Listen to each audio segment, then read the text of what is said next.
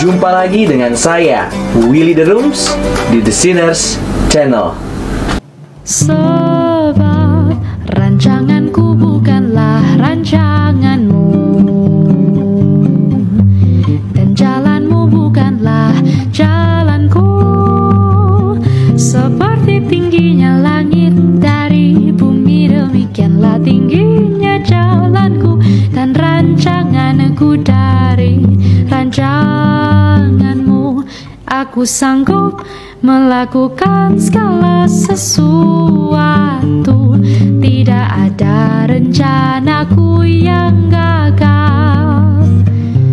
Percayalah kepadaku, aku tahu rancanganku bagimu.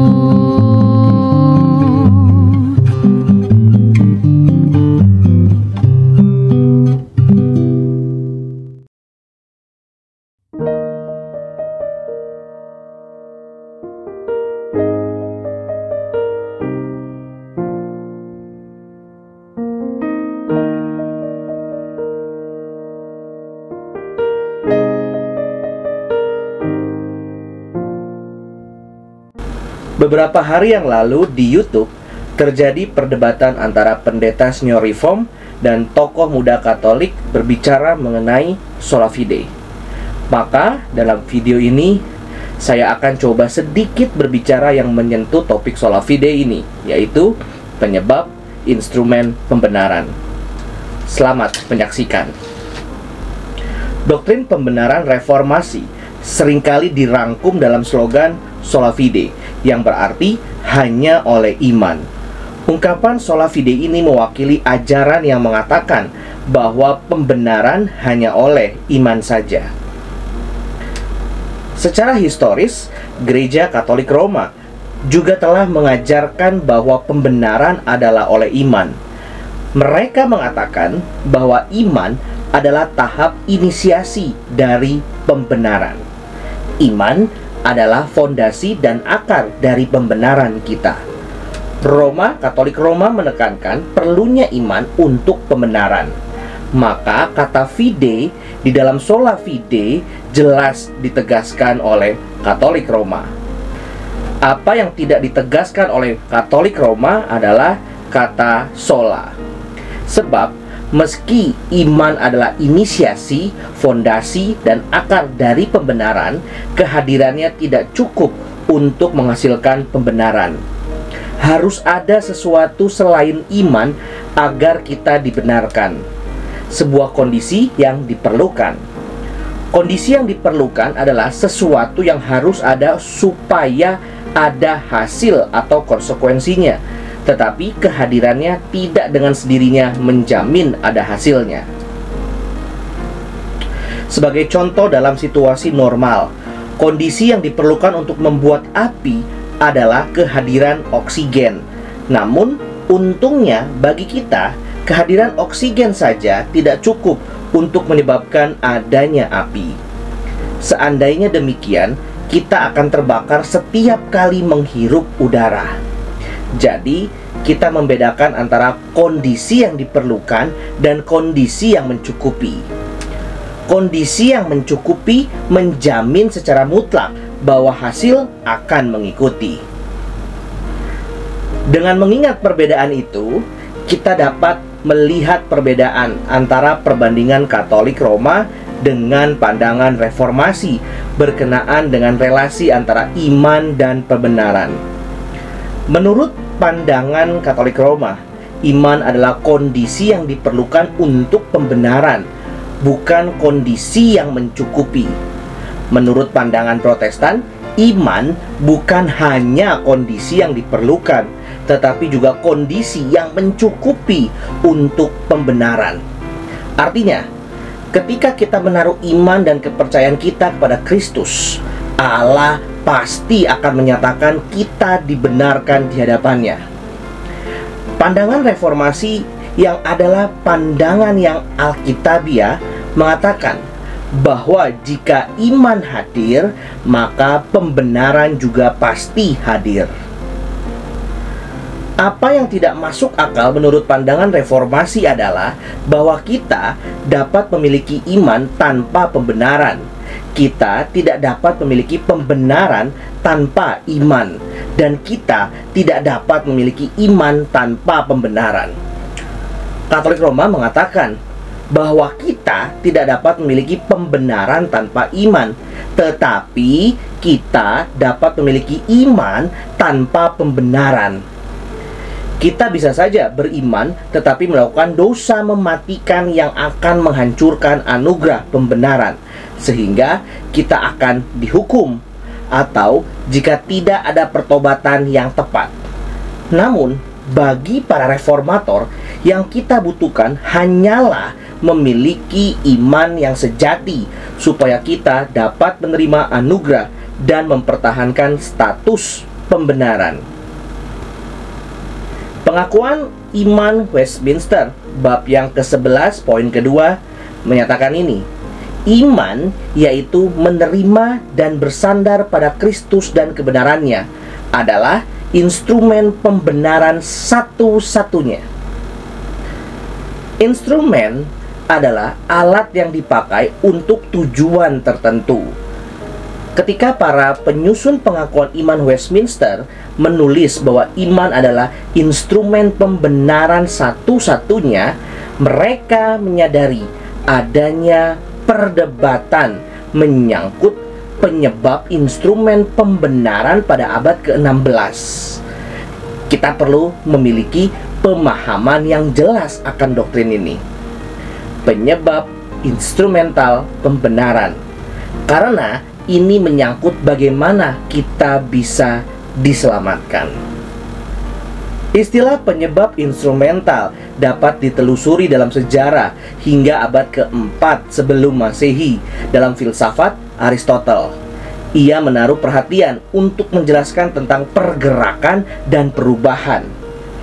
Dalam prosesnya, Aristotle berusaha membedakan berbagai penyebab yang berkontribusi terhadap perubahan keadaan atau status dari sesuatu.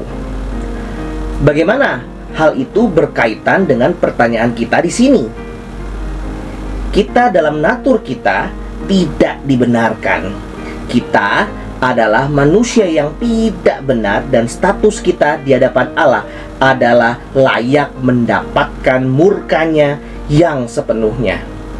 Kita membutuhkan perubahan status dari keadaan terkutuk menjadi keadaan dibenarkan.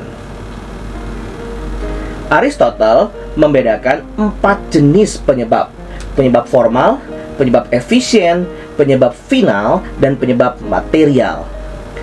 Aristotle tidak memasukkan penyebab instrumental, namun 4 penyebab yang dikemukakan oleh Aristotle menjadi dasar bagi ide penyebab instrumental. Aristotle memakai ilustrasi sebuah patung yang berasal dari sebongkah batu dari sebuah tambang. Aristotle mendefinisikan bongkahan batu tersebut sebagai penyebab material, yaitu bahan yang darinya sesuatu dijadikan. Penyebab formal adalah ide dalam pikiran sang pemahat atau blueprint, cetak biru atau sketsa mengenai produk akhir yang diinginkan.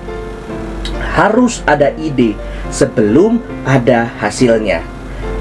Penyebab efisien adalah apa yang membawa perubahan dari batu menjadi patung, dan dalam hal ini adalah sang pemahat. Dialah yang membuat perubahan terjadi. Penyebab final adalah tujuan yang untuknya patung itu dibuat, yang dalam hal ini mungkin untuk memperindah sebuah taman. Terhadap 4 penyebab ini, kita dapat menambahkan ide tentang penyebab instrumental, yaitu sarana yang olehnya perubahan terjadi. Jika sang pemahat ingin mengubah sebongkah batu menjadi patung, ia harus memahat batu tersebut untuk membentuk dan menghaluskannya. Pahat dan palu adalah instrumen-instrumennya, yaitu sarana yang olehnya perubahan diadakan. Dalam bahasa Indonesia, kita sering kali menunjukkan sarana dengan kata oleh atau melalui. Ketika para reformator berkata bahwa pembenaran adalah oleh iman atau melalui iman, mereka menegaskan bahwa sarana atau instrumen yang olehnya kita dibenarkan adalah iman, dan hanya iman semata-mata. Satu-satunya instrumen yang kita perlukan, yaitu satu-satunya alat yang dibutuhkan untuk memindahkan kita dari keadaan terkutuk menjadi keadaan dibenarkan, adalah iman. Namun, iman bukan satu-satunya yang kita perlukan untuk dibenarkan. Kita juga memerlukan Kristus agar dibenarkan. Artinya, agar kita dibenarkan, kita memerlukan kebenarannya yang sempurna dan karya penebusannya di atas kayu salib. Segala sesuatu yang dituntut Allah untuk memenuhi standar kebenaran dan keadilannya telah digenapi secara objektif di dalam dan melalui karya Kristus. Yesus telah melakukan semuanya. Perdebatan Katolik Roma Protestan mengenai pembenaran lebih kepada persoalan tentang bagaimana kita menerima manfaat-manfaat dari karya Kristus daripada tentang karya Kristus yang objektif itu sendiri. Bagaimana karya Kristus yang objektif dapat diterapkan secara subjektif? Jawaban yang diberikan oleh para reformator berdasarkan ajaran Rasul Paulus adalah hanya di dalam dan melalui, atau oleh dan melalui iman. Namun, bukan iman saja yang menyelamatkan kita. Ketika kita mengatakan bahwa pembenaran hanya oleh iman, kita sedang mengatakan bahwa pembenaran hanya oleh dan melalui iman kita kepada Kristus semata-mata. Menurut Katolik Roma, penyebab instrumental pembenaran adalah baptisan dan pertobatan. Katolik Roma mendefinisikan sakramen-sakramen ini sebagai instrumen-instrumen yang oleh dan melaluinya seseorang dibenarkan. Perbedaannya adalah antara keselamatan yang diperoleh secara sacerdotal, yaitu melalui pelayanan sakramen gereja, dengan keselamatan yang dialami melalui iman kepada Kristus saja. Perbedaan ini sangat besar. Pengakuan iman Westminster mengatakan bahwa iman adalah satu-satunya instrumen pembenaran, karena hanya melalui iman saja kita bersandar pada dan menerima kebenaran Kristus. Kebenaran Kristus, manfaat dari karya penebusannya, jasa yang objektif atau dasar bagi pembenaran kita, ditawarkan secara cuma-cuma pada siapa saja yang percaya. Orang benar akan hidup oleh iman. Roma 1 ayat 17. Kita dibenarkan bukan oleh iman plus perbuatan baik, melainkan hanya oleh iman. Keseluruhan yang diperlukan untuk masuk ke dalam kerajaan Allah hanyalah iman atau kepercayaan kepada karya Kristus semata-mata. Iman bukanlah dasar bagi pembenaran kita. Dasar bagi pembenaran kita adalah kebenaran Kristus, yaitu jasanya. Para reformator mengatakan bahwa penyebab berjasa pembenaran kita hanyalah kebenaran Kristus. Penyebab instrumental pembenaran kita adalah iman. Namun, ketika kita mengatakan bahwa kita dibenarkan hanya oleh iman, bukan berarti iman kita adalah perbuatan berjasa yang menambahkan sesuatu kepada dasar pembenaran kita. Apakah perbedaan yang dihasilkan pernyataan tersebut secara praktis? Ada orang-orang yang berkata bahwa mereka mempercayai pembenaran hanya oleh iman, tetapi mereka bersandar pada iman mereka seolah-olah iman mereka adalah perbuatan baik atau berjasa yang akan memenuhi tuntutan keadilan Allah. Kenyataan bahwa seseorang memiliki iman tidak menambahkan jasa apapun pada dirinya. Iman seseorang menambahkan jasa yang tak terhingga pada dirinya melalui imputasi. Tetapi adalah jasa Kristus yang diimputasikan atau diperhitungkan kepadanya. Kita dapat menerima jasa Kristus hanya oleh iman dan tidak ada jasa untuk itu. Satu-satunya pribadi yang dapat menyelamatkan kita adalah Kristus. Dan satu-satunya cara kita beroleh akses kepadanya adalah melalui iman. Kita tidak bersandar pada apapun yang lain dalam hidup kita untuk memperoleh keselamatan selain dari Kristus dan kebenarannya. Terima kasih. Tuhan Yesus memberkati.